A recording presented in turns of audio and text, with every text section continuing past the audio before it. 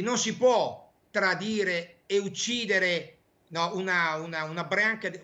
del turismo come la nostra in questo modo. Anche dal nostro altopiano arriva un urlo di dolore dopo la notizia dello slittamento al 5 marzo della stagione sciistica. La ricaduta economica è davvero troppo pesante. Tutti i nostri operatori economici, a partire dagli alberghi, con delle prenotazioni già acquisite, quindi con il personale assunto, per passare poi chiaramente a tutti gli impiantisti che avevano anche loro assunto del personale proprio per garantire al meglio la qualità del servizio, si trovano con una doppia beffa. Una doppia beffa perché chi oggi poi va a dire a queste persone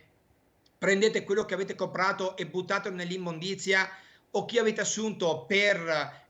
appunto garantire il servizio sugli impianti, domani mattina mandateli a casa. Una beffa, nonostante dal ministro Speranza arrivi l'impegno del governo a compensare al più presto gli operatori del settore con adeguati ristori, tenendo conto inoltre che tutto il comparto si era attrezzato per garantire il rispetto delle norme di sicurezza sia sulle piste che nei locali e negli alberghi. Sicurezza che purtroppo non può essere garantita, di contro, quando la montagna viene presa d'assalto in maniera indiscriminata dai turisti, come si è verificato anche lo scorso fine settimana. Questo portare all'estremo le situazioni poi inevitabilmente portano a un senso di anarchia totale, si creano situazioni di parcheggio selvaggio che è già successo e stiamo già pagando il fatto che a volte le ambulanze o i mezzi di soccorso non riescono appunto a raggiungere l'infortunato proprio per i parcheggi selvaggi, proprio per le soste selvagge, e questo chiaramente diventa un po' un portare all'estremo certe situazioni.